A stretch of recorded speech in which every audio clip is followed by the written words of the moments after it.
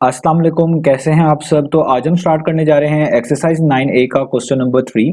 तो मेरे पास ये थिंक न्यू सिलेबस मैथमेटिक्स की बुक 1 है और उसका ये चैप्टर नंबर 9 चल रहा है। मैंने इस चैप्टर नंबर 9 के नेम से एक सेपरेट प्लेलिस्ट बनाई हुई है, उसका लिंक भी नीचे डिस्क्रिप्शन में दिया हुआ है ताकि आप लोगों को उस चैप्टर से रिलेटेड तमाम सॉल्यूशंस एक ही जगह पर आसानी से इसी प्लेलिस्ट में मिल सकें। इसके अलावा आपको डिस्क्रिप्शन में मेरे सोशल अकाउंट्स के लिंक यानी मेरी फेसबुक प्रोफाइल, मेरी इंस्टाग्राम प्रोफाइल और मेरा ईमेल आईडी भी मिल जाएगा। आप इन्हीं अकाउंट्स के थ्रू अपने क्वेश्चंस को, सजेशंस को मुझ तक भी पहुंचा सकते हैं। तो स्टार्ट करते हैं क्वेश्चन नंबर 3 को। इसकी स्टेटमेंट और इसके तमाम पार्ट्स आपको सामने स्क्रीन पे लिखे हुए नजर आ रहे हैं। अगर हम इसकी स्टेटमेंट को रीड करें तो यहाँ पे लिखा हुआ है फाइंड द रेशियो ऑफ। तो आपने बेसिकली इन रेशियोज को जो नीचे डिफरेंट पार्ट्स में मेंशन की गई हैं, इनको आपने फाइंड आउट करके दिखाना है। तो आइए स्टार्ट लेते हैं ए पार्ट से।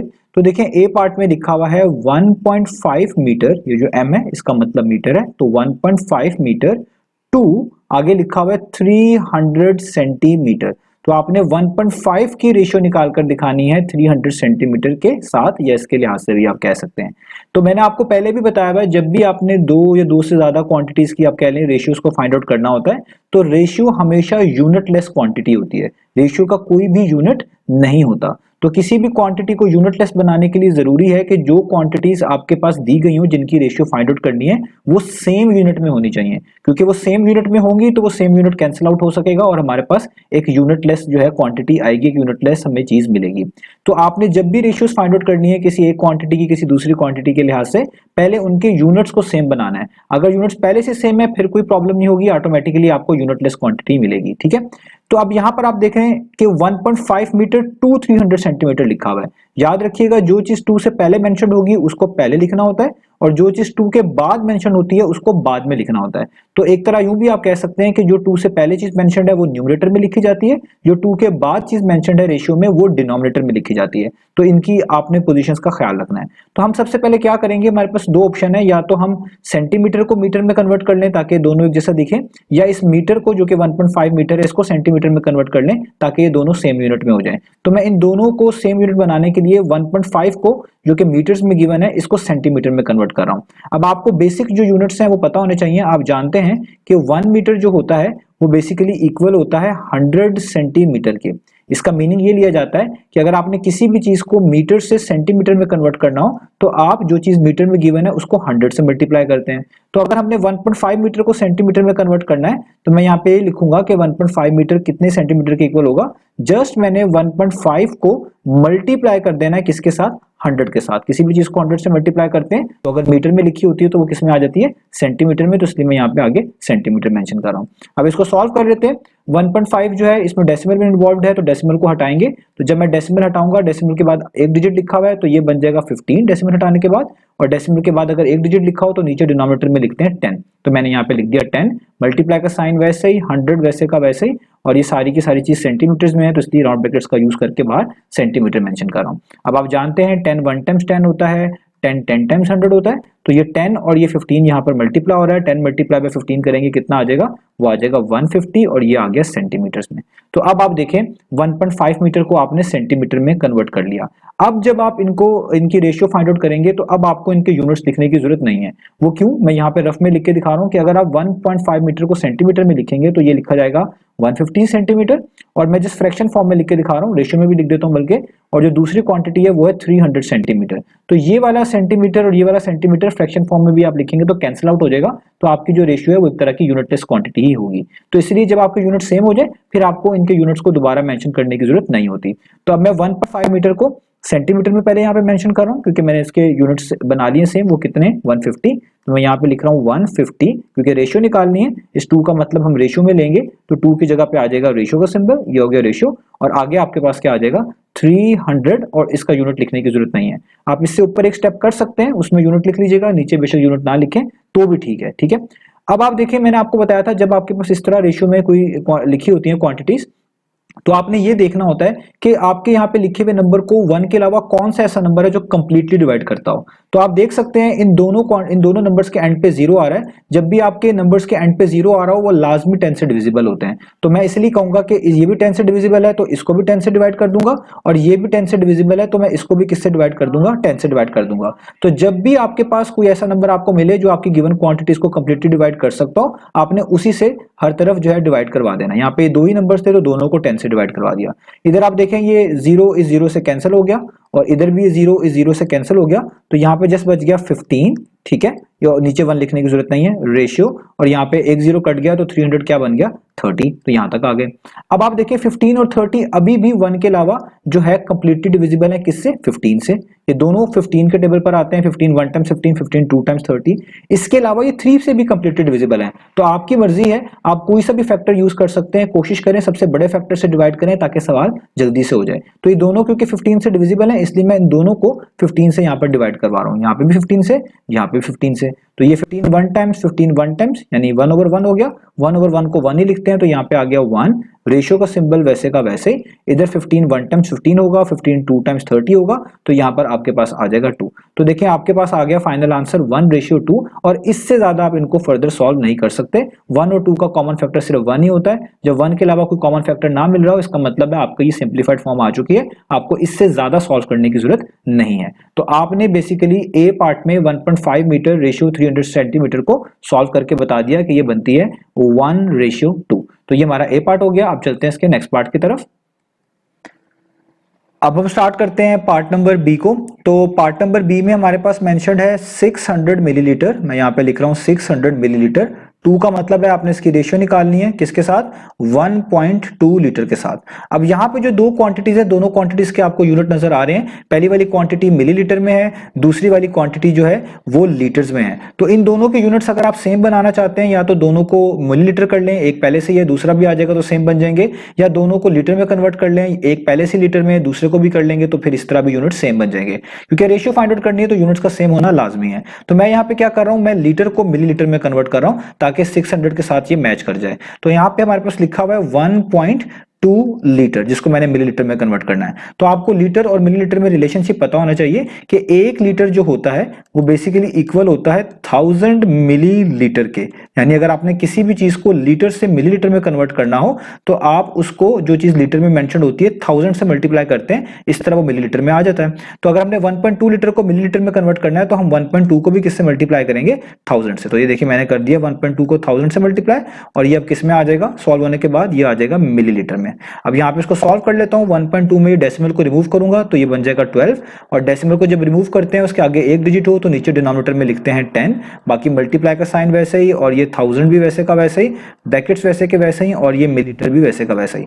अब यहाँ पे ये 1 0 इस 1 0 से कट जाएगा। यूं भी कह सकते हैं कि आपके पास जो है कि 10 100 आपने 1000 को 10 पे डिवाइड कर दिया है, ठीक है, 10 को 100 से करेंगे तो 1000 आ जाएगा, यूं भी कह सकते हैं, क्योंकि यहाँ पे 100 ही बच रहा है। आप 0 को 0 से कैंसिल आउट कर देंगे तो भी बात सेम रहेगी, क्योंकि इधर 1 बन जाएगा नीचे, इसको ना भी लिखें तो भी सही है। तो यहाँ पे क्या बच गया, जस्ट 100, और ये 100 जब 12 से मल्टीप्लाई होगा तो ये हो जाएगा 1200, ठीक है, इस तरीके से। और साथ आपके पास क्या आ जाएगा, मिलीलीटर। अब आप देखें आपकी ये वाली क्वांटिटी भी मिलीलीटर में है और ये वाली पहले से मिलीलीटर में है, यानी दोनों क्वांटिटीज यहाँ पे आपको लिख के भी दिखा देता हूँ मिलीलीटर में है। पहली वाली 600 मिलीलीटर, और 2 का मतलब है इसकी रेशियो निकालनी है, किसके साथ, 1.2 लीटर में के साथ, जिसको हमने मिलीलीटर में कन्वर्ट कर दिया 1200 मिलीलीटर। तो देखें दोनों ये सेम क्वांटिटी में, सेम यूनिट में सॉरी बन चुके हैं, तो इनके सेम यूनिट ये बेसिकली कैंसिल आउट हो जाएंगे। तो हमें जस्ट क्या लिखना है, हमने बस ये लिखना है 600, 2 का मतलब रेशियो, आगे क्या है 1.2 लीटर को आपने मिलीलीटर में जो कन्वर्ट किया है वो कितना है 1200,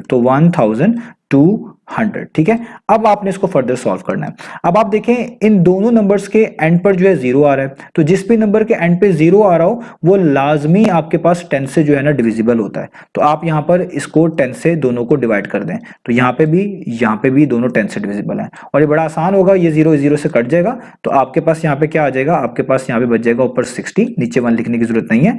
इधर भी ये 0 से कट जाएगा, यहाँ पे बच जाएगा 120। तो यहाँ पे आप देखें आपके पास इधर भी नीचे 1 लिखने की जरूरत नहीं है, ये आ गया 60 रेशियो 120। अभी भी इनके एंड पे 0 है, इसको एक बार फिर से 10 से आप डिवाइड कर सकते हैं। आप ऊपर डायरेक्टली 100 से भी डिवाइड कर सकते थे, क्योंकि 100 भी इन दोनों नंबर्स को कंप्लीटली डिवाइड करता है। मैंने जस्ट आसान बनाने के लिए पहले 10 से कर दिया ताकि आपको चीजें अच्छे से समझ आ सकें।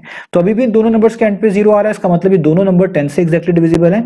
तो इधर भी 10 से डिवाइड कर दें और इधर भी 10 से डिवाइड कर दें। 10 6 टाइम्स 60 होता है, और यूं भी कह सकते हैं कि ये 0 से कट जाएगा, तो यहाँ पे जस्ट 6 ही बचेगा, नीचे वाले 1 को लिखने की जरूरत नहीं है। इधर ये 0 से कट जाएगा तो ऊपर 12 बचेगा, तो नीचे वाले 1 को लिखने की जरूरत नहीं है। तो ये हो गया 6:12।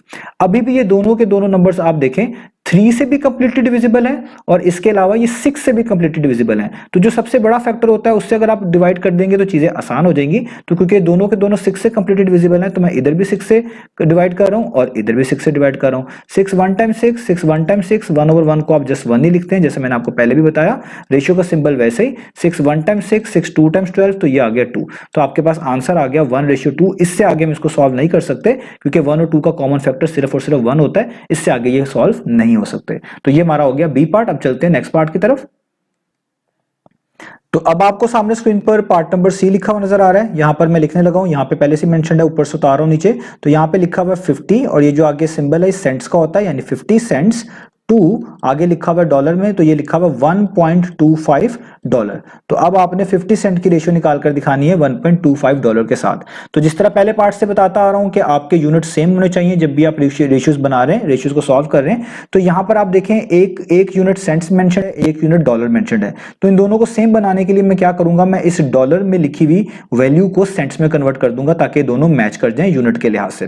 तो अब आपको ये चीज पता होनी चाहिए कि जो $1 होता है आपके पास, $1 जो होता है वो इक्वल होता है 100 सेंट्स के।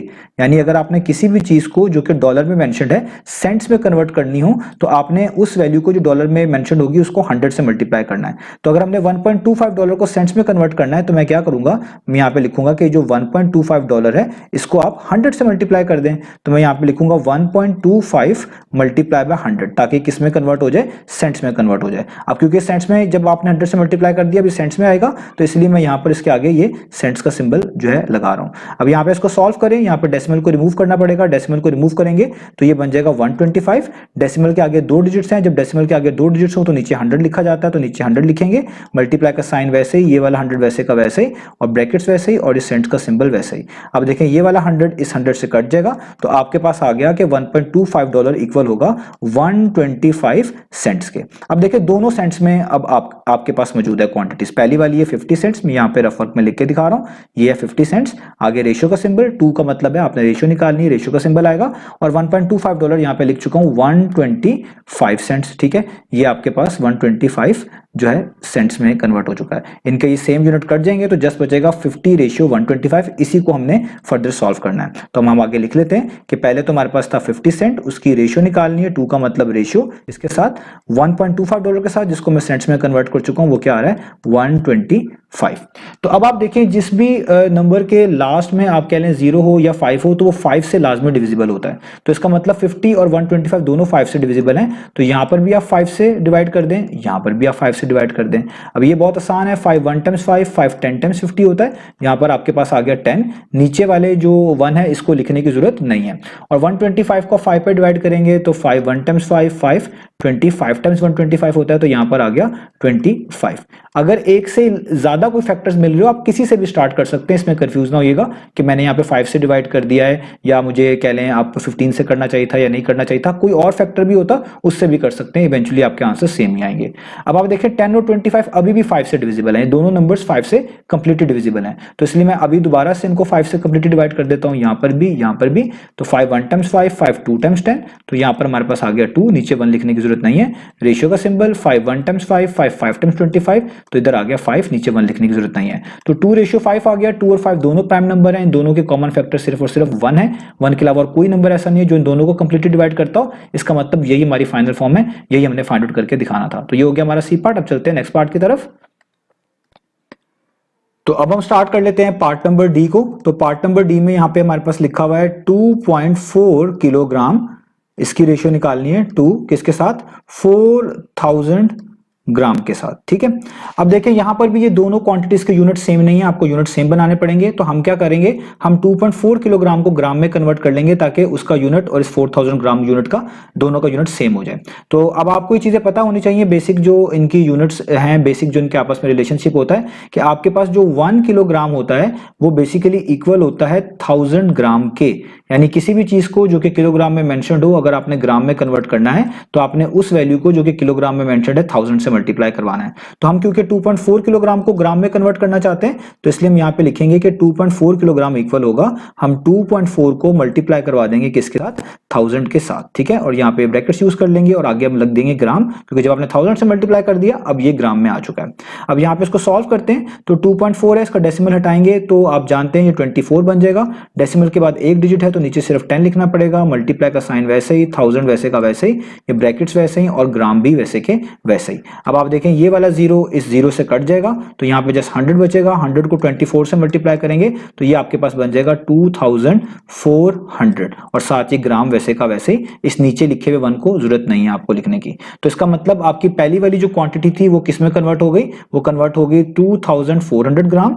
2 का मतलब है रेशियो निकालनी है तो रेशियो का सिंबल यूज करेंगे, और अगली वाली क्वांटिटी आपकी पहले से ग्राम है जो कि है 4000 ग्राम, तो इधर ग्राम ग्राम से कट जाएगा, यानी आपकी ये देखें ये रेशियो एक यूनिटलेस क्वांटिटी ही है, तो वही यहाँ पे बन भी रही है। तो अब मैं इन दोनों वैल्यूज को यहाँ पे लिख भी लेता हूँ कि पहली वैल्यू है आपकी जो कि 2.4 किलोग्राम थी, जिसको आपने ग्राम्स में कन्वर्ट किया हुआ है 2400 ग्राम, आगे रेशियो का सिंबल, दूसरी क्वांटिटी है 4000 ग्राम। अब मैं इनके यूनिट्स यहाँ पे नहीं लगा रहा क्योंकि वो कट जाते हैं, ठीक है। अब आप देखें यहाँ पर हम किस तरह इसको मैनेज करेंगे। अब देखें जब भी आपके पास किसी भी नंबर के लास्ट में दो जीरोस आ रहे हो तो आप उनको डायरेक्टली 100 से डिवाइड कर सकते हैं। आप देखें यहाँ पर ये जो 4000 लिखा हुआ है इसके भी एंड पे 2 जीरोस हैं, ये जो 2400 लिखा हुआ है इसके भी एंड पे 2 जीरोस हैं, तो आप कह सकते हैं कि ये दोनों 100 से कंप्लीटली डिविजिबल हैं। तो ये कुछ रूल्स हैं जो आप याद रखेंगे, चीजें आसान हो जाएंगी। आप इनको 10 से भी कंप्लीटली डिवाइड कर ये होते हैं उससे भी कर सकते हैं, उस तरह भी हो जाएगा। तो मैं इन दोनों नंबर्स को किस पे डिवाइड कर रहा हूँ, 100 पर, तो ये भी 100 यहाँ पे लिख दिया और यहाँ पे मैंने क्या लिख दिया, 100 लिख दिया, ठीक है। तो अब आपको सामने यहाँ पर ये चीजें नजर आ रही हैं कि भाई हम 100 नीचे लिख चुके हैं, तो अब मैं यहाँ पर इन 2 जीरोस को इन 2 जीरो से कैंसिल आउट कर सकता हूँ और इन 2 जीरो को इन 2 जीरो से मैं कैंसिल आउट कर सकता हूँ। तो मेरे पास ऊपर क्या बच जाएगा यहाँ पे 24, क्योंकि आगे तो जीरो कैंसिल आउट हो गए, और नीचे जस्ट 1 बचा उसको लिखने की जरूरत नहीं है, रेशियो का सिंबल। इधर भी ये 2 जीरो ऊपर से कट गए तो जस्ट क्या बच गया 40, और नीचे वाले 1 को लिखने की जरूरत नहीं है। तो यहाँ तक हम आ गए। अब आपने ये देखना है कि क्या 24 और 40 जो है 1 के अलावा किसी नंबर से कंप्लीटली डिविजिबल है, तो बिल्कुल है। आप इनको जो है 2 पर कंप्लीटली डिवाइड कर सकते हैं, इसके अलावा भी आपको इनका फैक्टर मिल जाएगा। मैं स्टेप बाय स्टेप करवा रहा हूं तो इसलिए मैं यहां पर छोटा फैक्टर यूज कर रहा हूं, अदरवाइज जो सबसे बड़ा फैक्टर होगा उससे कर लेंगे तो स्टेप्स और भी छोटे हो जाएंगे। तो अभी क्योंकि दोनों 2 से भी कंप्लीटली डिविजिबल हैं तो इसलिए मैं इन दोनों को किससे डिवाइड करवा रहा हूं, 2 से। तो देखें 2 1 टाइम्स 2 12 टाइम्स 24, तो यहां पर आपके पास आ जाएगा 12, आगे रेशियो का सिंबल, और 2 1 टाइम्स 2 20 टाइम्स 40, तो यहां पर आपके पास क्या आ गया 20। अब आप देखें आपके पास बन गया 12:20। अब देखें यहां से आगे भी आप मजीद इनको 2 पर जो है डिवाइड कर सकते हैं, क्योंकि दोनों के दोनों नंबर 2 से कंप्लीटली डिविजिबल हैं। तो मैं यहां पर फिर से 2 से कंप्लीटली डिवाइड करवाने के लिए दोनों को 2 से डिवाइड करवा रहा हूं। 2 1 टाइम्स 2 6 टाइम्स 12, तो यहां पे आ गया 6 रेशियो, और 2 1 टाइम्स 2 10 टाइम्स 20, तो यहां पे आ गया 10। अब आप देखें आपके पास 6:10 बचा, ये अभी भी दोनों 2 से कंप्लीटली डिविजिबल हैं, तो दोबारा 2 से इनको डिवाइड करवा देता हूं। तो 2 1 टाइम्स 2 3 टाइम्स 6, तो मेरे पास यहां पे आ गया 3, और 2 1 टाइम्स 2 5 टाइम्स 10, तो मेरे पास यहां पर आ गया 5। तो आंसर क्या आ गया 3:5, क्योंकि दोनों प्राइम नंबर हैं, इन दोनों का कॉमन फैक्टर 1 के अलावा कोई भी नहीं है, तो यही इनका फाइनल फॉर्म होगा। अब ये जो मैंने कुछ स्टेप्स किए आप इनको कम कर सकते हैं, आप कोई बड़ा नंबर एक ही बारी में चूज कर सकते हैं जो कि इन दोनों को कंप्लीटली डिवाइड करता हो, ताकि चीजें और आसान हो जाएं। जैसे अगर मैं आपको ये दूसरा मेथड भी यहां पे करके दिखाऊं इधर से, कि हमारे पास ये था 24:40, ठीक है।